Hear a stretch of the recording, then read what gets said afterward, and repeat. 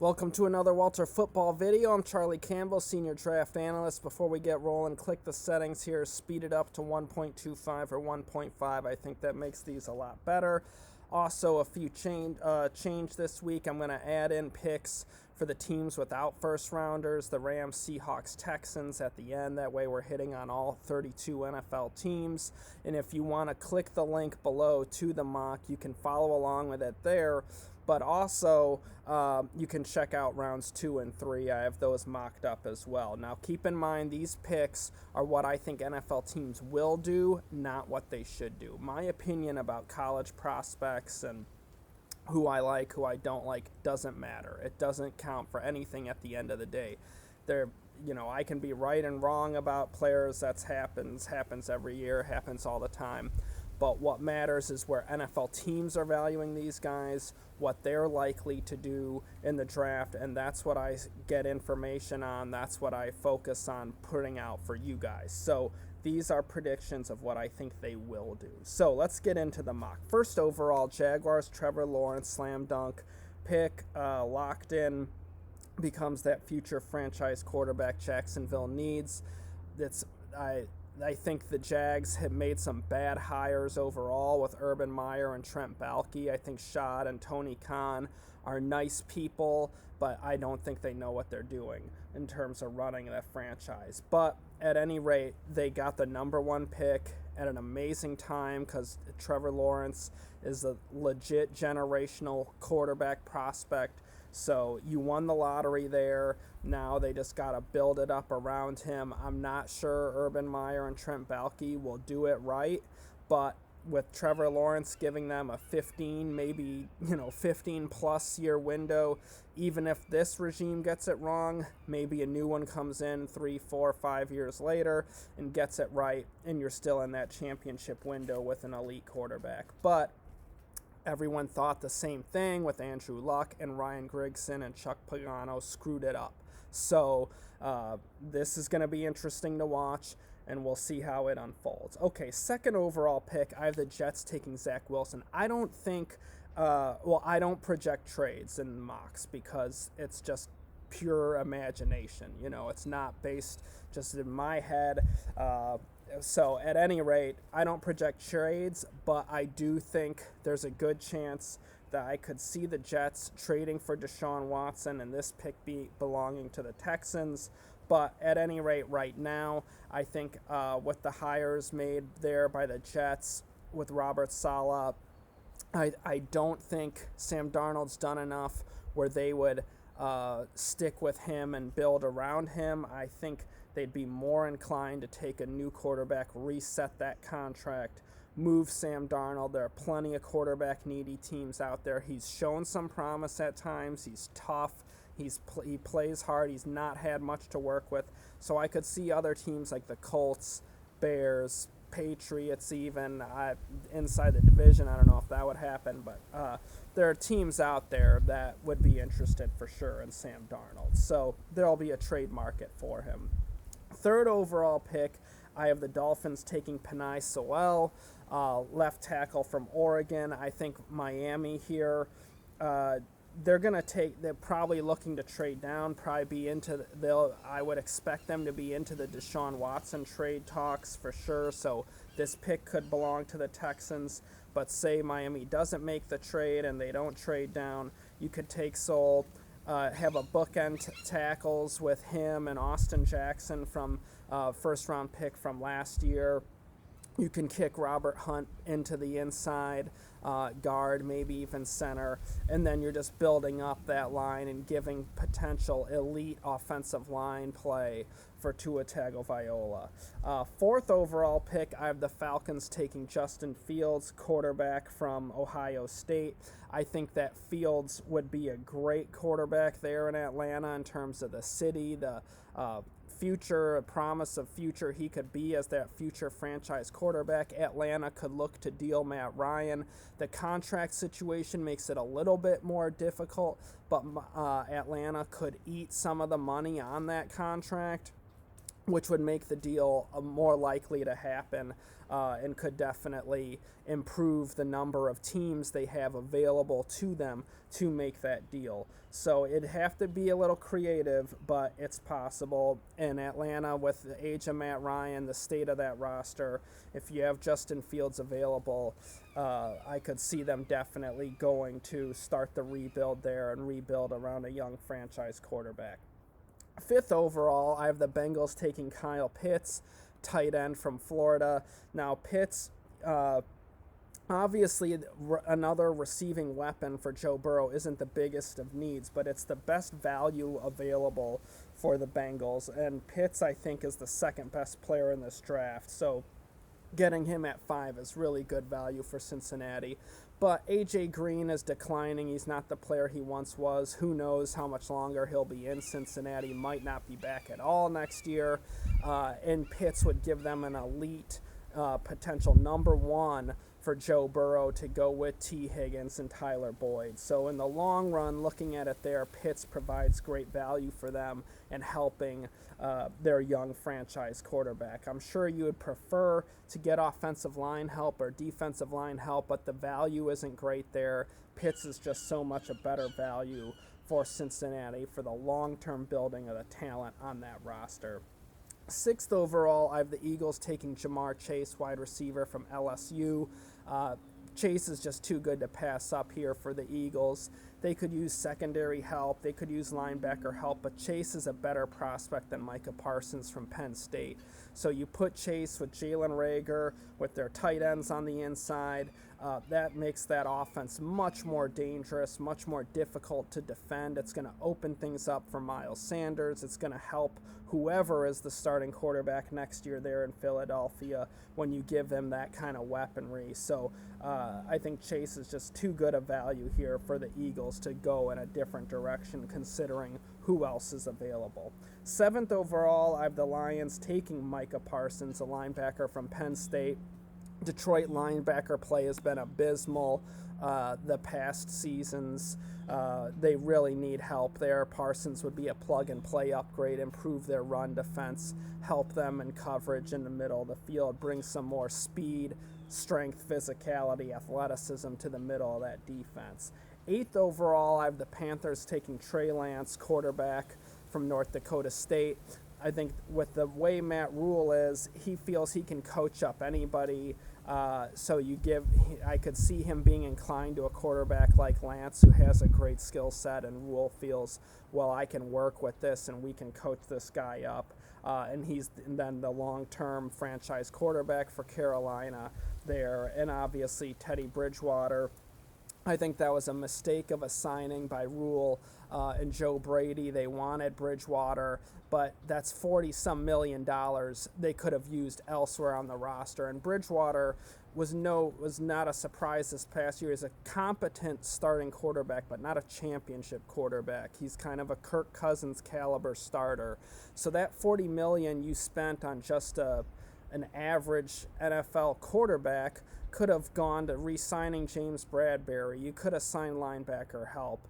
You could have, helped elsewhere in the secondaries, at corner, safety, offensive line. So, but at any rate, they still need the long-term quarterback, and you don't have that money to spend elsewhere. So I have some suspicions about what's going on in Carolina and the thought process there. But I do think they're going to be looking hard at quarterbacks, and I do think that they could look to replace Bridgewater as soon as this draft.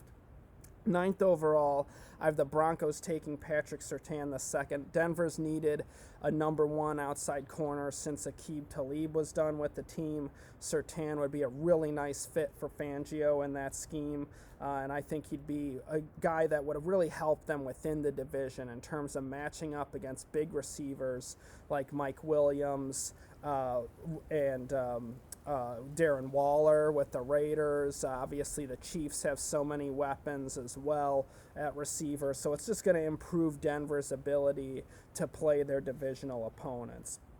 10th overall, I have the Cowboys taking Gregory Rousseau, defensive end from Miami.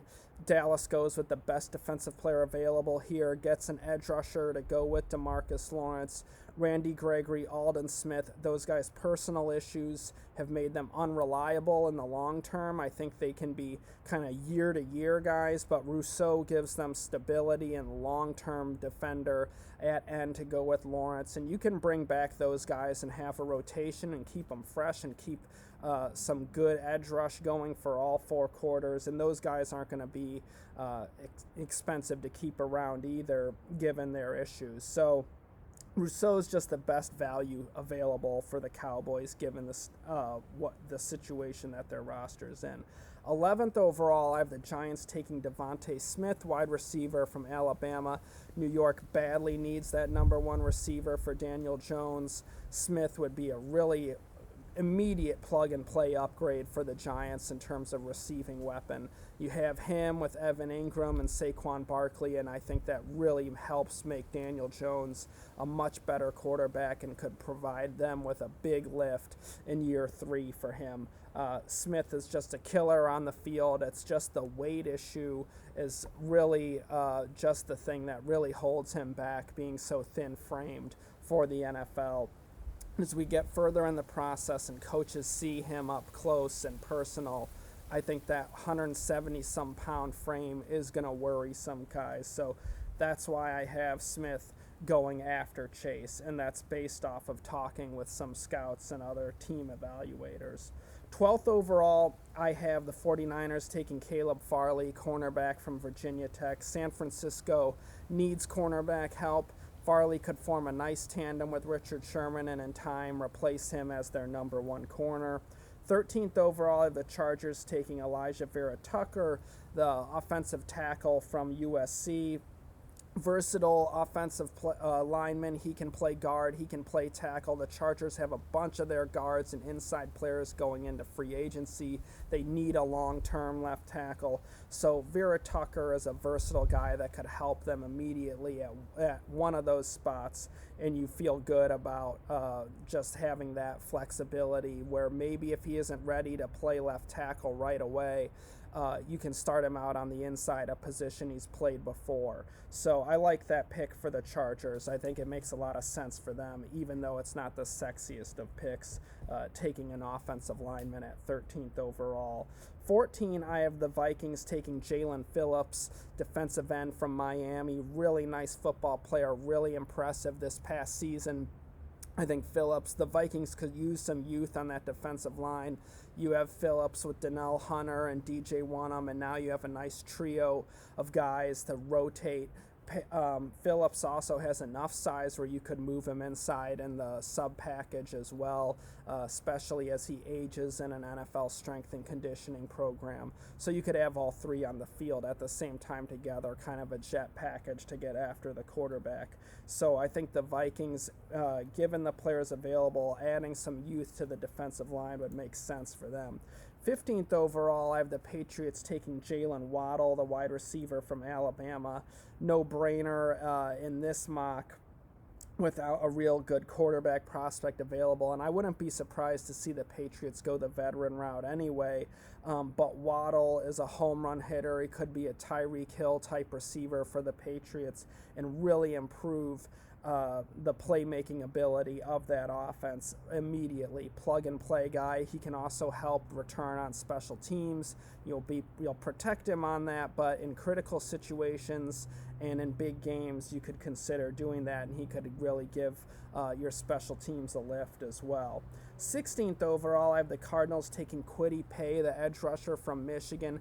Chandler Jones is aging. He's nearing the end of his contract. Even if he's brought back, you could have Paye to go across from him and improve that defense tremendously with 2 really good edge rushers. But if Jones moves on, now you have Paye to be that kind of feature edge, number 1 edge rusher for you to build around for years to come. So I think that pick makes sense for the Cardinals, even though Chandler Jones is still on the roster. 17th overall, I have the Raiders taking Christian Barmore, defensive tackle from Alabama. A little bit of a reach this high, but Mike Mayock has reached in all of the drafts so far in the first round, with the exception of the Josh Jacobs pick. All of his other first-round picks, Cleveland Farrell, Jonathan Abram, Damon Arnett, even Henry Ruggs over Judy and CeeDee Lamb. He's had reaches and in the first round. And Barmore has some limitations in terms of run defense. It seemed to start clicking for him late in the season, though. So he defended the run well in the playoff games against Notre Dame and Ohio State, but he's a dangerous interior pass rusher, really athletic, big, and has some natural pass rush ability on the inside, and that is a tough commodity to find for the NFL, and the Raiders badly need an interior rusher. And he's going to make, if you have an interior rusher like Barmore, he's going to make those ends better, Max Crosby and Cleveland Farrell, because of the ability for quarterbacks not to step up in the pocket. He's going to help funnel them to those ends to improve their sack production potentially as well. 18th overall, I have the Dolphins taking Zaven Collins, linebacker from Tulsa. Pick just makes a ton of sense in terms of Brian Flores, the Dolphins head coach, scheme. Collins is so versatile. You can line him up as an inside linebacker, outside linebacker. He can rush off the edge. He can drop in coverage. Just had a phenomenal 2020 season. So I could really see him being a guy that the Dolphins really love and really like what he can do inside of the scheme they run and all the different ways they can use him. 19th overall, I have Washington taking Sam Cosmi, left tackle from Texas. They traded Trent Williams. Cosmi gives them that long-term tackle. They could use receiver help, but this is a really good receiver draft, so they're going to have some good options available to them on day 2. So you might want to check that link below, and you can see all the receivers in rounds 2 and 3. There's so many of them. Hard to fit them all in, the number of guys who are worthy of going in there.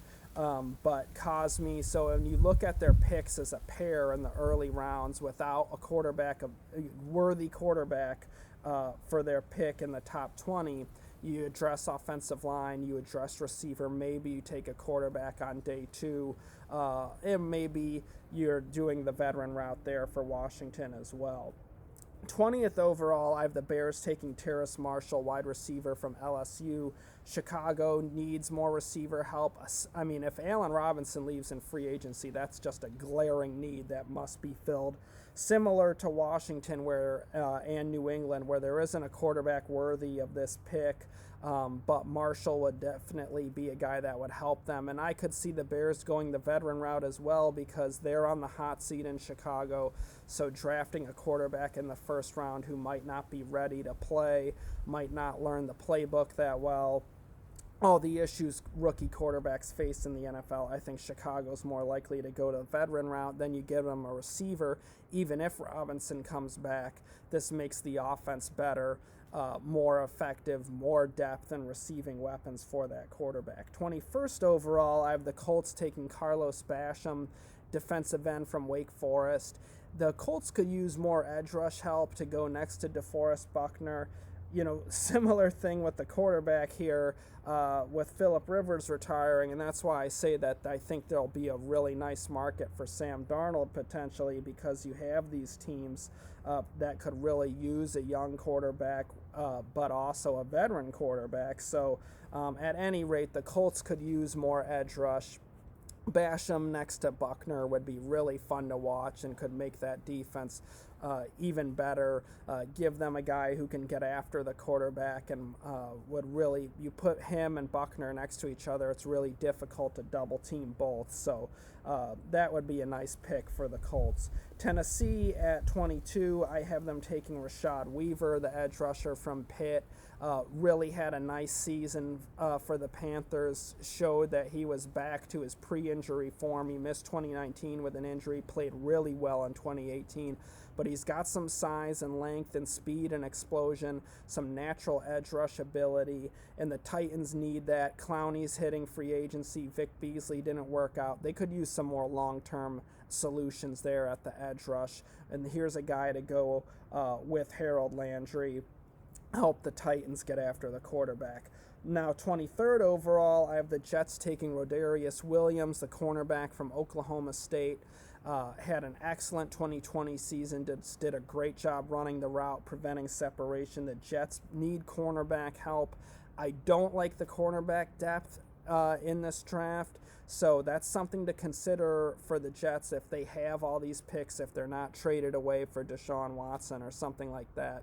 It might give them better value to take a cornerback here, and then on day 2 look at some other needs like edge rusher, running back, wide receiver. Those positions have more depth than corner. So when you think of their draft as a whole, with the talent you're adding to the roster, taking a cornerback here, whether it's Rodarius Williams or Caleb Farley or Patrick Surtain if he were to slide in the draft, which wouldn't shock me because we've seen some corners slide. If he doesn't run well in the 40, that could definitely happen. But at any rate, the Jets need cornerback help, and I don't like their options very much on day 2. So it might make sense to really target one at 23 if they have this pick. 24th overall, I have the Steelers taking Travis Etienne, the running back from Clemson.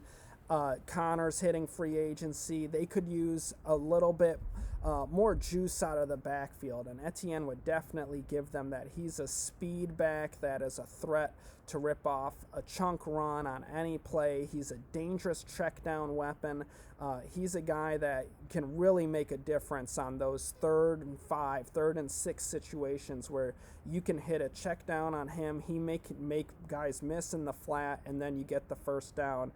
So he's a really nice receiving weapon. So he just brings a lot to the offense, and I think with the Steelers in win now mode, he would make sense potentially for them there at 24. 25th overall, I have the Jaguars taking Davion Nixon, the interior defensive tackle from Iowa, dangerous edge rusher. Taven Bryan has been a bust so far for Jacksonville. They need an interior edge rusher to help their young they need a young interior rusher to help their young edge rushers. Sorry about that. Anyways, Nixon has a ton of upside, played really well this past season for Iowa, really improved over 2019, but 2019 he flashed and showed real potential to get after the quarterback as well, so you have 2 seasons of tape there showing that interior rush ability. So I think Nixon is a guy that could rise throughout the process because he has a lot of athletic upside. 26th overall, I have the Browns taking Jeremiah Owusu-Koramoah, linebacker from Notre Dame. Cleveland could use more young talent at linebacker. I think Owusu-Koramoah would be a really nice fit in terms of matching up with the divisional opponents. He's a guy that can spy on Lamar Jackson. He can help you in terms of Cincinnati with Joe Burrow's mobility and Joe Mixon, what he can do as a running back and receiver. So I think this pick makes sense for the Browns in terms of matching up with their division rivals. 27th overall, I have the Ravens taking Andre Cisco, the safety from Syracuse, pure ball-hawking safety. Guy was so dynamic at taking the ball away in college. I think he'd give Ravens fans some nice memories about Ed Reed when you had a safety back there who was just a pure ball hawk, and that's what Cisco is. And he has enough size where he's versatile. You can be interchangeable with him, flip him pre-snap, 2 strong safety or free safety. That makes things a lot more difficult on quarterbacks. Cisco has that ability. Same thing with Paris Ford, who I have going 28th to the Saints. Ford isn't as big thickness-wise as Cisco, but he is a dynamic football player. He has great instincts, can do a lot of different things in coverage, is a tough run defender, hard hitter, really fun player to watch, would be a nice upgrade for the Saints over Malcolm Jenkins, and given his age, that's something they're going to have to consider. 29th overall, I have the Bucks taking Dayo Odeyingbo, the defensive end from Vanderbilt. Really nice player, tough defender at the point of attack. I think he'd be a nice fit for Todd Bowles' defense because he has some versatility to him where he has enough size to be a 5 technique defensive end and enough speed and athleticism where you could stand him up on the edge and play him some 3-4 outside linebacker. He can be a 4-3 base end. You could even consider kicking him inside to 4-3 defensive tackle in the sub package. So he just brings a lot of versatility to Tampa Bay. And considering the age of Jason Pierre-Paul and Ndamukong Suh, even if those guys are coming back again next season, this is a player that you can rotate with them, keep them fresh, bring him along slowly, but then in a few years when those guys age out, you have a starter and a first-round talent who's on a cheap rookie contract. So 30th overall, I have the Bills taking Liam Eichenberg, left tackle from Notre Dame. The Buffalo has such a good roster. They don't have a lot of needs. They could stand to add some more help to the offensive line. Never will be a bad idea in terms of protecting Josh Allen and improving the ability to keep him healthy, because they have so much riding on him.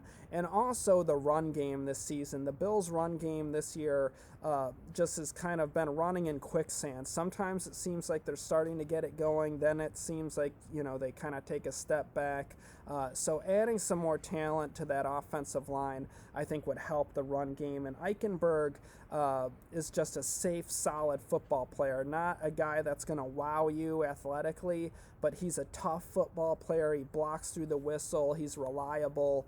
And I think he's versatile enough where you could play him at guard or right tackle or left tackle and just help field that 5 best offensive line for the Bills. 31st overall, I have the Packers taking Christian Darrisaw, left tackle from Virginia Tech. Really good athlete, not physical, very finesse player, but in a passing-driven offense and an offense that runs a lot of zone rushing plays, I think he could be a nice fit in that regard. So I think Darrisaw could work for Green Bay. It makes sense in the short term for protecting Aaron Rodgers and in the long term for Jordan Love. And Darrisaw could start out at guard, or he could be your long-term right tackle to pair with David Bakhtiari.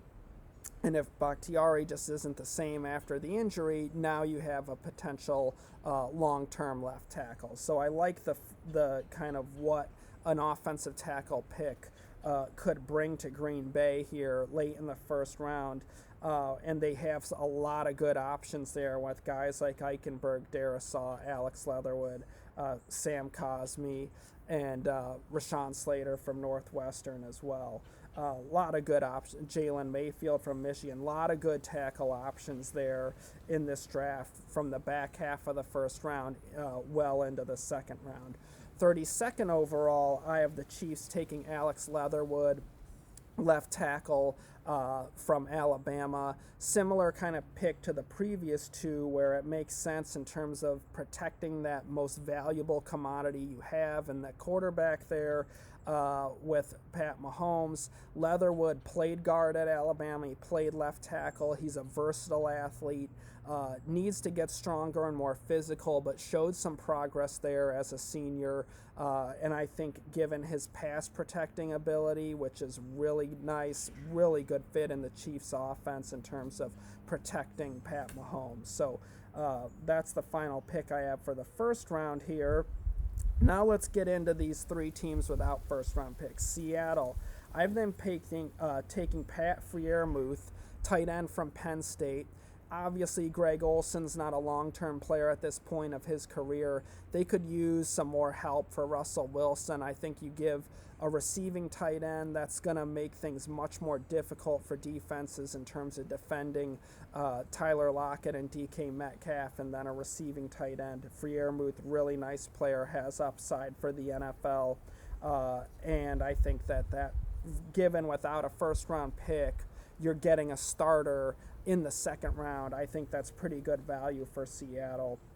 The Rams, I have taking offensive tackle Tevin Jenkins from Oklahoma State.